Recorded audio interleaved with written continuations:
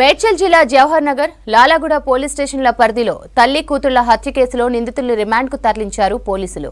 ప్రధాన నిందితులుగా ఉన్న అరవింద్, అతనికి సహకరించిన లక్ష్మీలను అరెస్టు చేసి విచారించారు పోలీసులు.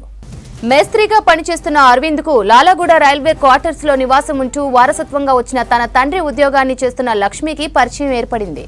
ఆ పరిచయం సహజీవనానికి దారితీసింది. ఇద్దరు వివాహం చేసుకోవాలనుకొని మొదటగా తన అక్క జ్ఞానేశ్వర్కి చెప్పడంతో ఆమె మందలించింది.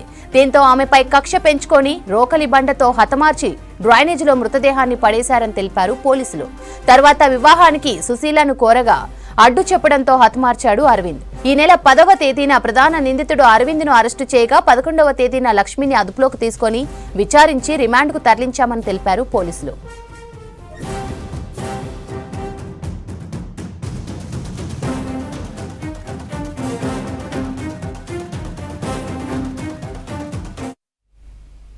మియాపూర్లో అనారోగ్యంతో ప్రైవేటు ఉద్యోగి ఆత్మహత్య చేసుకున్నాడు. వెస్ట్ గోదావరి జిల్లాకు చెందిన రోహిత్ కుమార్ అనే వ్యక్తి మియాపూర్ ఓల్డ్ ఆఫీస్ పేట్లో స్నేహితులతో కలిసి ఉంటున్నాడు. అనారోగ్యంతో బాధపడుతూ వారం నుంచి ఉద్యోగానికి వెళ్లకుండా రూమ్లోనే ఉంటున్నాడు. ఎవరూ లేని సమయంలో ఇంట్లో ఫ్యాన్కి ఊరేసుకుని ఆత్మహత్యకు పాల్పడ్డాడు. ఉద్యోగం ముగించుకొని ఇంటికి వచ్చిన స్నేహితులకు మృతి చెందిన రోహిత్ కనిపించడంతో పోలీసులకు సమాచారం అందించారు. మృతదేహాన్ని పోస్టుమార్టం కోసం సికింద్రాబాద్ గాంధీ మార్చురీకి తరలించారు. కేసు నమోదు చేసి దర్యాప్తు చేస్తున్నారు పోలీసులు.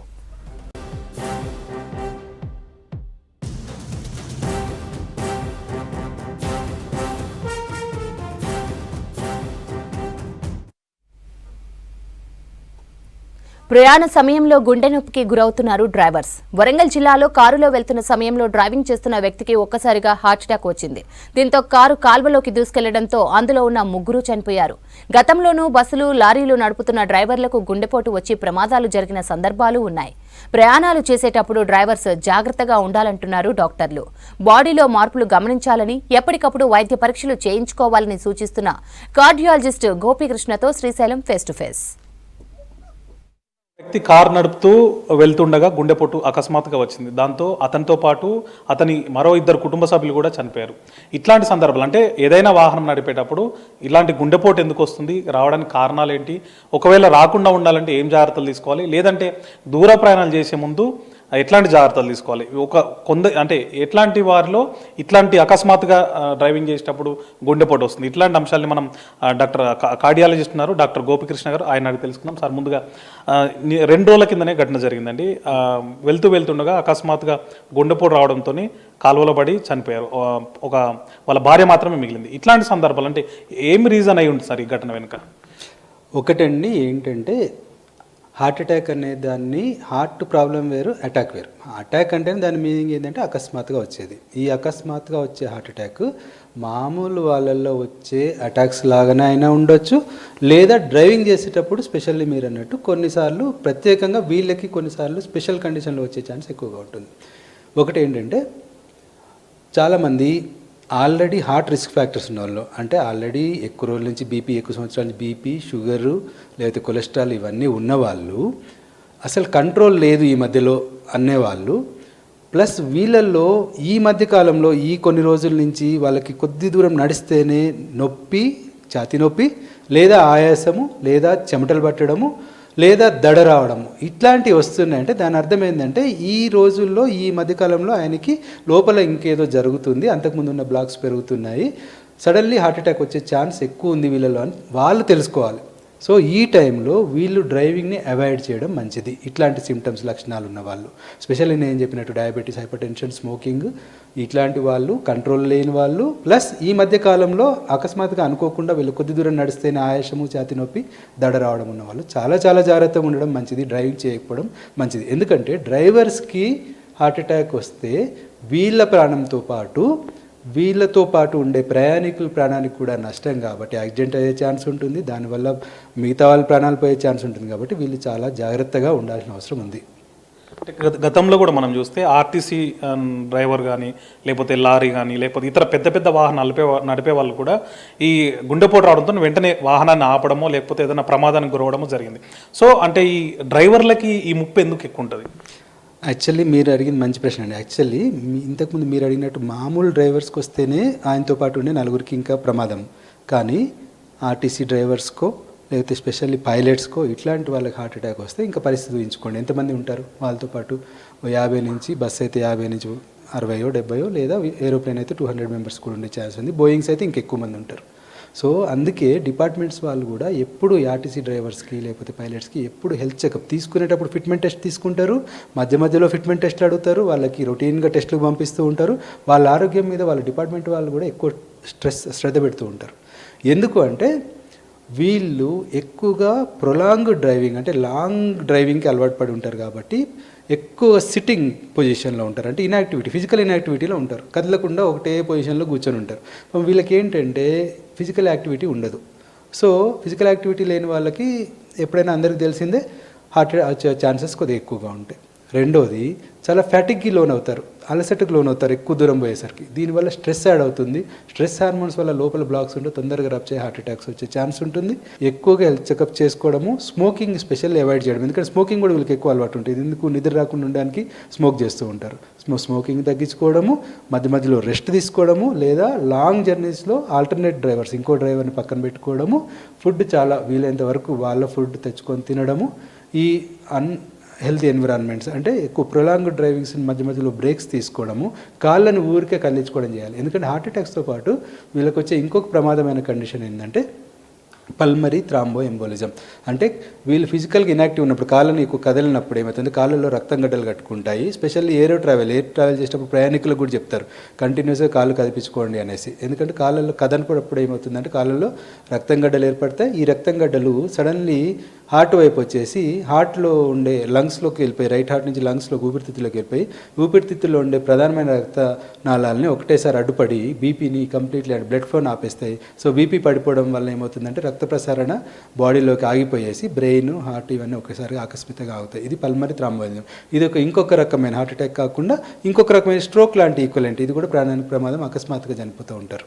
చూశారు కదా, ఏదైనా దూర ప్రయాణం ఉన్నప్పుడు కానీ లేదంటే దీర్ఘకాలం ప్రయాణం చేయాల్సినటువంటి సమయం వచ్చినప్పుడు ఖచ్చితంగా హెల్త్ని 1-2 సార్లు చెకప్ చేసుకోవడము, అదేవిధంగా ప్రయాణం సమయంలో మీకు ఏదైనా ఇబ్బందిగా అనిపించినప్పుడు పక్కకు వెంటనే ఆపుకోవడం వల్ల ఈ ముప్పును నివారించవచ్చని చెప్పి డాక్టర్ గోపకృష్ణ గారు చెప్తున్నారు. కెమెరామెన్ శ్యామ్తో Srisailam, V6 news, Hyderabad. Holi celebrations కు భాగ్యనగరం రెడీ అవుతోంది. మాదాపూర్లో బిగ్గెస్ట్ హోలీ నేషన్ ఈవెంట్ జరగనుంది. ఈ సంబరాలకు సంబంధించిన పోస్టర్ను ఆవిష్కరించారు ఆర్గనైజర్స్. స్టార్ స్టడెడ్ పేరుతో నిర్వహిస్తున్న ఈ హోలీ వేడుకల్లో హీరోయిన్ కాజల్ అగర్వాల్ సందడి చేస్తారని తెలిపారు నిర్వాహకులు. ఇందులో రెయిన్ డాన్స్ సెటప్, అంతర్జాతీయ డీజేలు, బాలీవుడ్ మ్యూజిక్, వాటర్ గన్లతో పాటు ఫుడ్ ని కూడా అందిస్తామన్నారు.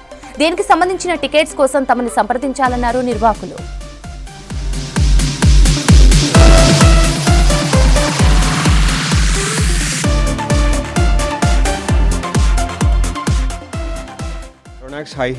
హై మ్యాన్-మేడ్ హిల్స్లో చేస్తున్నాము ఈవెంట్లో. సో దీని ప్రైజింగ్ వచ్చేసి మనకి సింగిల్స్ 499 అండ్ అదేవిధంగా కపుల్ 899 అండ్ అదేవిధంగా గ్రూప్ ఆఫ్ 5 1799 అంటే 1800. సో దీనిలో అన్లిమిటెడ్ బఫెట్తో పాటు మనము ఎంట్రీ కూడా ఉంటుంది. సో కంప్లీట్గా ఆల్ యాక్సెస్ చేసుకోవచ్చు. అంటే ఏమేమి యాక్సెస్ చేసుకోవచ్చు అంటే ఈ రేట్లో బిగ్గెస్ట్ రెయిన్ డ్యాన్స్ సెటప్ ఉంటుంది అండ్ తండాయి ఉంటుంది అండ్ అదేవిధంగా బాలీవుడ్ మ్యూజిక్, బెలూన్ ఫైట్స్ ఉంటాయి, natural colours, water guns, splash and VIP zone ఉంటుంది ఎక్స్క్లూజివ్గా. అంటే కొంతమంది ఎవరైతే ఇన్ఫ్లుయెన్సర్స్తోని, మోడల్స్తోని, హోలీ చేసుకోవాలి అనుకునే వాళ్ళకి కంప్లీట్గా విఐపి లాంజ్లో టికెట్స్ బుక్ చేసుకుంటే ఎక్స్క్లూజివ్గా వాళ్ళతో మన సెలబ్రిటీస్తోని చేసుకోవచ్చు. అండ్ అదేవిధంగా ఈ ఈవెంట్ మెయిన్ అట్రాక్షన్ వచ్చేసి మాకైతే కాజల్ అగర్వాల్ గారు.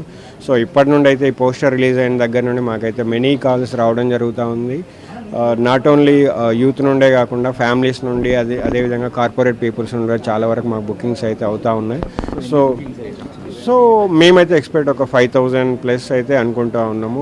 ఎవ్రీ ఇయర్ అయితే మాకు మినిమం 5,000గా వస్తూ ఉంది. ఎందుకంటే మేము 7th, 8th ఇయర్ ఈ ఈవెంట్ కంటిన్యూ చేయడం జరుగుతూ ఉంది. హ్యావింగ్ ద 25+ అట్రాక్షన్స్, మనకి న్యాచురల్ కలర్స్ అనేది ఉన్నాయి అండ్ ఆల్సో 100+ ఫోక్స్తో మనకి ట్రెడిషనల్ బ్యాండ్స్ అనేది ఉన్నాయి and biggest rain dance setup ఉంది అండ్ కార్నివల్ ఉంది అండ్ హోలీ థీమ్డ్ డెకార్ అనేది ఉంది. సో మనకి చాలా అట్రాక్షన్స్ ఉన్నాయండి. So everyone has to visit and enjoy the event. And not only that, మనకి కాజల్ అగర్వాల్ చాలామందికి ఈ జనరేషన్లో తను she a favourite actress. So చాలామందికి చూడాలని కూడా ఉంటుంది కదా. సో ప్రతి ఒక్కరు కూడా వచ్చి విజిట్ చేసి ఈవెంట్ని సక్సెస్ఫుల్. హైదరాబాద్లో జాతీయ న్యాయవాదుల సదస్సు నిర్వహించనున్నారు. మార్చి 15న గచ్చిబౌలిలోని బ్రహ్మకుమారీస్ గ్లోబల్ పీస్ ఆడిటోరియంలో జరుగుతుందని రిటైర్డ్ జస్టిస్ ఈశ్వరయ్య తెలిపారు. మానసిక శక్తిని వినియోగించడం ద్వారా న్యాయవాది వృత్తి, వ్యక్తిగత జీవితంలోనూ విజయావకాశాలను పెంచుకోవచ్చనన్నారు. న్యాయ రంగంలో ఒత్తిడి, నిర్ణయాత్మక సవాళ్లు అనే అంశంపై జాతీయ న్యాయవాదుల సమావేశం ఉంటుందన్నారు. ఈ మీటింగ్కు governor Jishnudev Varma, supreme court, high court న్యాయమూర్తులు హాజరవుతారని తెలిపారు.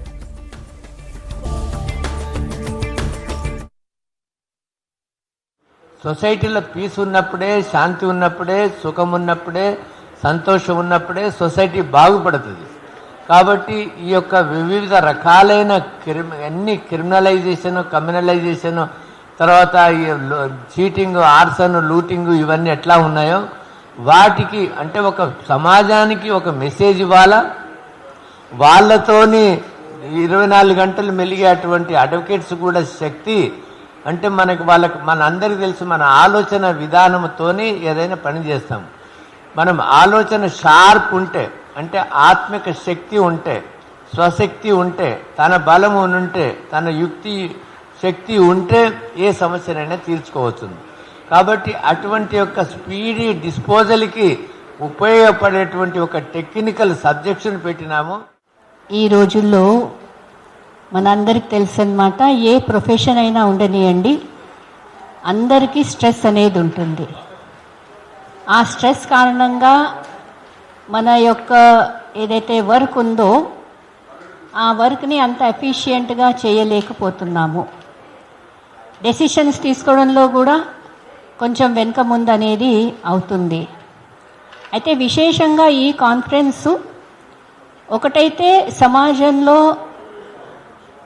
పాజిటివిటీ తీసుకురావాలని, క్రిమినలైజేషన్ ఏదైతే ఉందో అది తగ్గించాలని, థాట్ ప్రాసెసెస్లో ముఖ్యంగా పాజిటివిటీని ఎలా తీసుకురావాలి అనే విషయంపై చర్చలు ఎక్కువ ఉన్నాయి. ఎందుకంటే మనలో ఎప్పుడైతే కామ్నెస్ ఉంటుందో, ప్రశాంతత ఉంటుందో, అప్పుడు ఆటోమేటిక్గా డెసిషన్ మేకింగ్ చాలా చక్కగా మనం చేయగలం. తెలంగాణ పోలీస్ శాఖలో ఐపీఎస్ల కొరత తీవ్రంగా వేధిస్తోంది. జిల్లాలు, కమిషనరేట్ల సంఖ్య పెరిగినా నేరాల కట్టడికి కొత్త విభాగాలు ఏర్పాటవుతున్నా ఐపీఎస్లను కేటాయించకపోవడంతో సీనియర్లపై అదనపు భారం పడుతోంది. ఒక్కొక్కరు 2 శాఖలు చూసుకోవాల్సి వస్తోంది. ఆల్ ఇండియా సర్వీసుల అధికారుల కొరత తీవ్రంగా ఉందని, డిప్యుటేషన్పై కొందరు అధికారులను పంపించాలని రాష్ట్ర ప్రభుత్వం కేంద్రాన్ని విజ్ఞప్తి చేస్తోంది.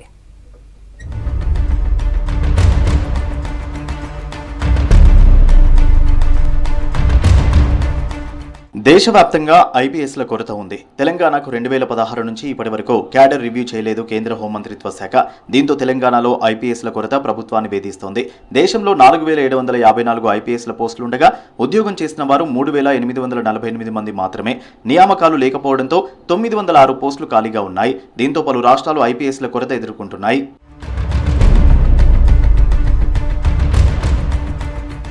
సైబర్ నేరాలు పెరుగుతుండటంతో కొత్తగా సైబర్ సెక్యూరిటీ బ్యూరో ఏర్పాటైంది. మహిళా భద్రతకు ప్రత్యేక విభాగం, వీటికి అదనపు డీజీ స్థాయి అధికారులు ఉండాలి. కానీ తెలంగాణలో ఈ విభాగాలకు శిఖా గోయల్ నేతృత్వం వహిస్తున్నారు.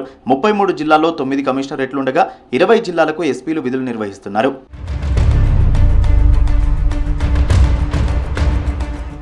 తెలంగాణలో చివరిసారి 2016లో క్యాడర్పై సమీక్ష జరిగింది. ఐపీఎస్ పోస్టుల సంఖ్య 139కి పెరిగింది. అదే సంవత్సరం అక్టోబర్లో కొత్త జిల్లాలు ఏర్పాటయ్యాయి. 10 ఉమ్మడి జిల్లాలు 28గా, ఆ తర్వాత 33గా మారాయి. హైదరాబాద్, సైబరాబాద్, వరంగల్ కమిషనరేట్లుండగా సైబరాబాద్ నుంచి హైదరాబాద్ తూర్పున ఉన్న రాచకొండను విడదీశారు. జనాభా, విస్తీర్ణం, నేరాల రేటు పరిగణలోకి తీసుకుని నిజామాబాద్, రామగుండం, కరీంనగర్, సిద్దిపేట, ఖమ్మం కమిషనరేట్లను ఏర్పాటు చేశారు. మిగతా 20 జిల్లాలకు ఎస్పీ స్థాయి అధికారులు నేతృత్వం వహిస్తున్నారు.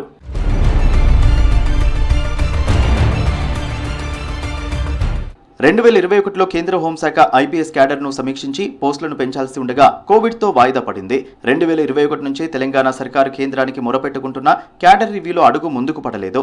సీఎం రేవంత్ రెడ్డి సైతం గత ఏడాది కేంద్రానికి లేఖలు రాయగా హోంమంత్రిత్వ శాఖ రివ్యూ నిర్వహిస్తామంది.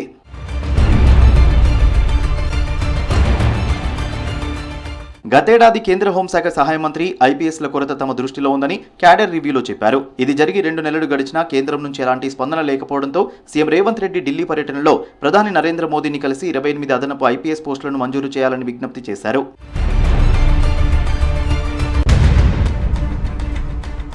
తెలంగాణకు ఐపీఎస్ల కేటాయింపుపై కేంద్రం దృష్టి సారించాలని కోరుతున్నారు ఉన్నతాధికారులు.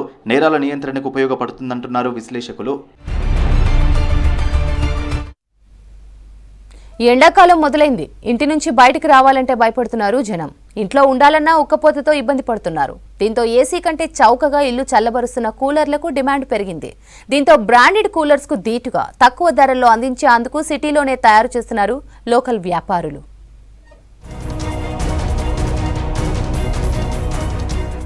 మారుతున్న వాతావరణ పరిస్థితులు నగరవాసులను ఉక్కిరిబిక్కిరి చేస్తున్నాయి. ఏప్రిల్ నుంచి మొదలవ్వాల్సిన ఎండలు 2 నెలల ముందు నుంచే జనాన్ని హడలెత్తిస్తున్నాయి. ఫిబ్రవరి ఎండింగ్ నుంచే ఉష్ణోగ్రతలు పెరిగాయి. దీంతో ఎండలకు తట్టుకోవాలంటే కూలర్స్ కంపల్సరీగా మారిపోయాయి.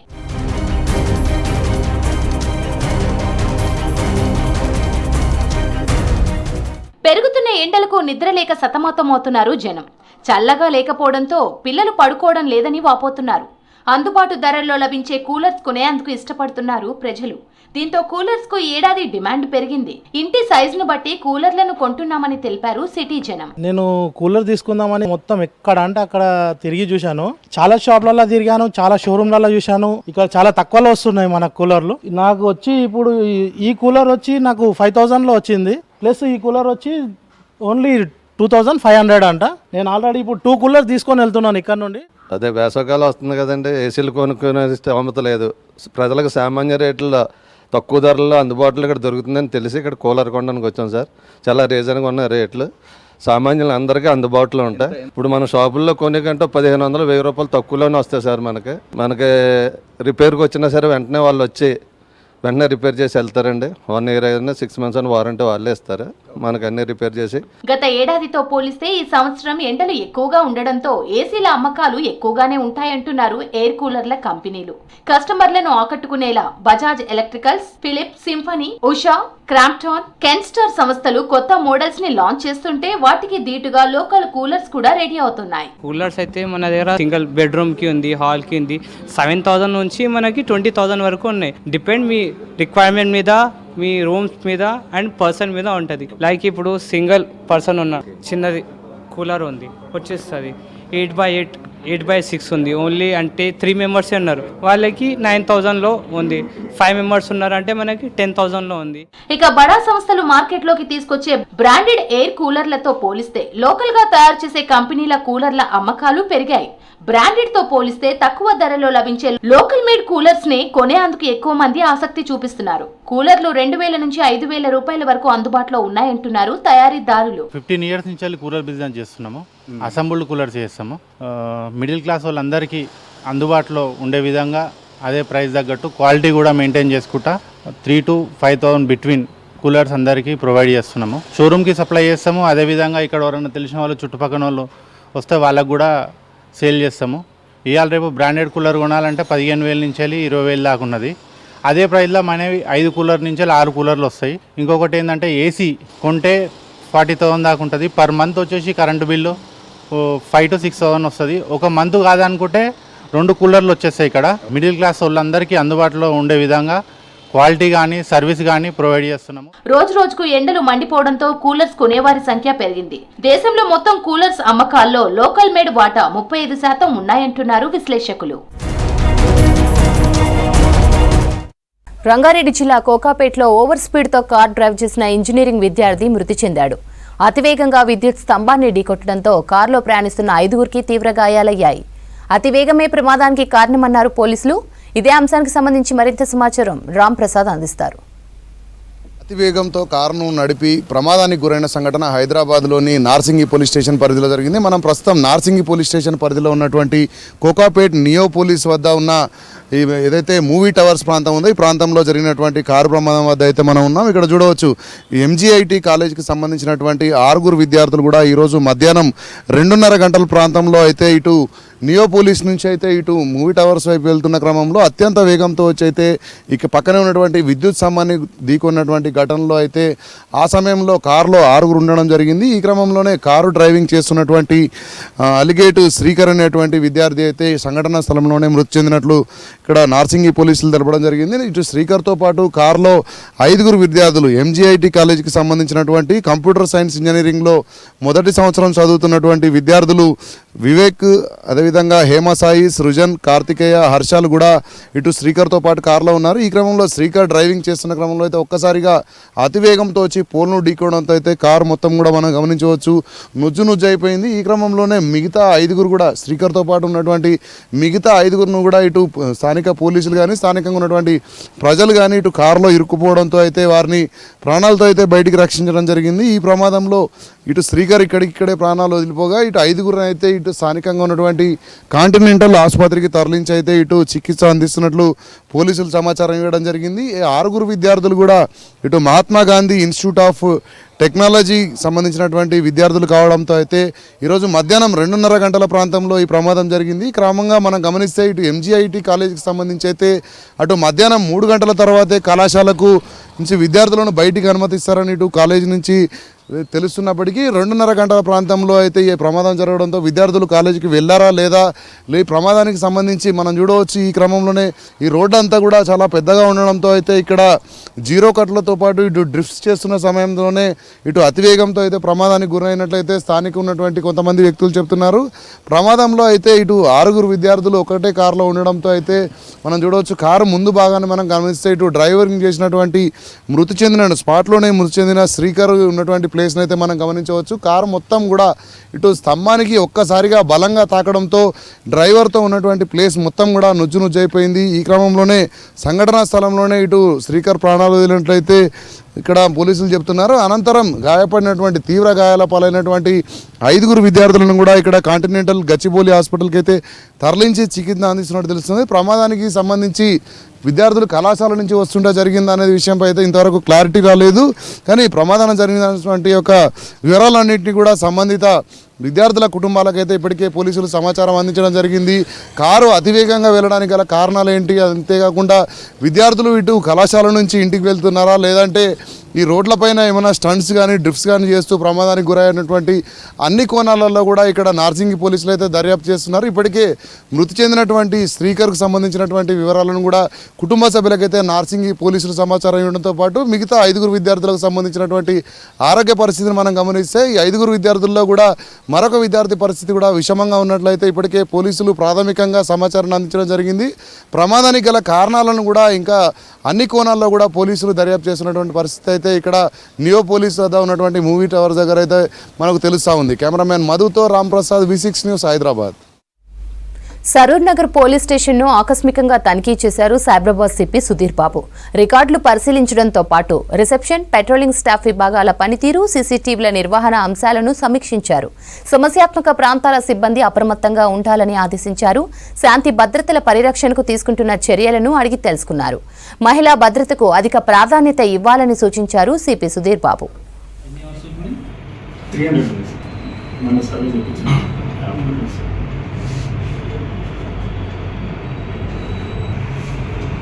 ఇక్కడ PNT colony Lalitha Nagar sir. PNT colony yes sir. PNT colony Lalitha Nagar sir. Gautam Nagar sir. Kamala Nagar sir.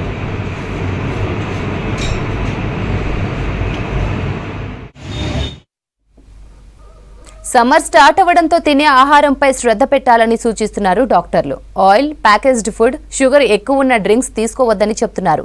నీటి శాతం ఎక్కువ ఉన్న ఫ్రూట్స్ తీసుకోవాలంటున్నారు. మసాలాలు, ఫ్రై ఫుడ్కు దూరంగా ఉండాలంటున్నారు. చల్లగా ఉంటుందని ఐస్తో తయారు చేసిన జ్యూస్లకు దూరంగా ఉండాలన్నారు. షుగర్ ఎక్కువ ఉండే ORSలు మంచివి కావంటున్నారు డాక్టర్లు.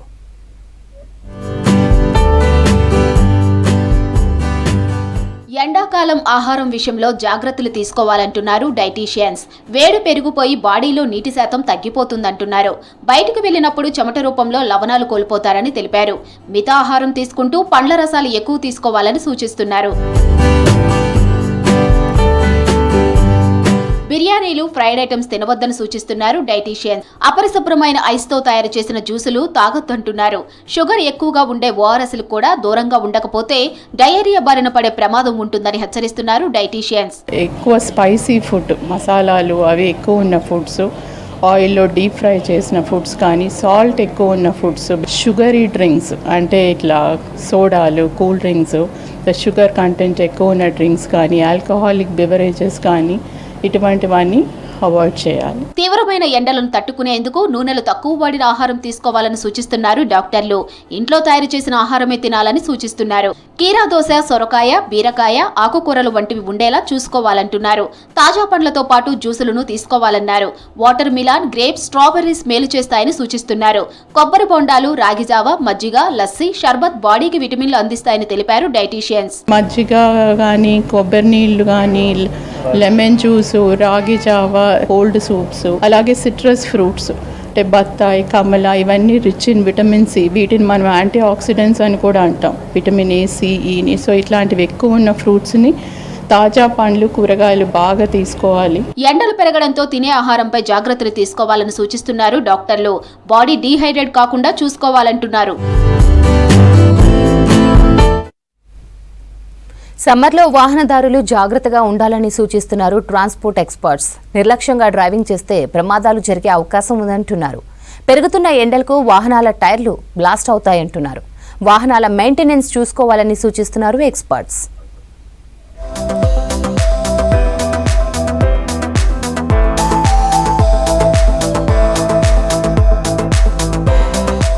ఎండవేడికి టైర్లు పేలకుండా చూసుకోవాలంటున్నారు ఎక్స్పర్ట్స్. పరిమితి కన్నా తక్కువ గాలి ఉన్న టైర్లు రోడ్డుపై వెళ్తుంటే సాగుతాయి.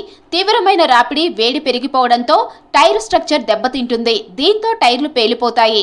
75% టైరు బ్లాస్టులకు గాలి తక్కువగా ఉండటమే కారణమంటున్నారు ట్రాన్స్పోర్ట్ ఎక్స్పర్ట్స్.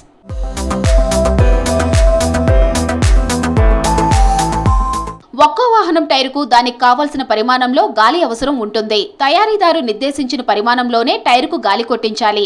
దూర ప్రయాణాల్లో పరిమితి కన్నా 2 పాయింట్లు తక్కువగా గాలి ఉండేటట్లు చూసుకోవాలి. లాంగ్ జర్నీలో టైర్లలోని గాలి వ్యాపించి వేడి పెరుగుతుంది. అందువల్ల మధ్యలో కొద్దిసేపు వాహనాన్ని ఆపడంతో టైరు చల్లబడుతుందంటున్నారు ఎక్స్పర్ట్స్.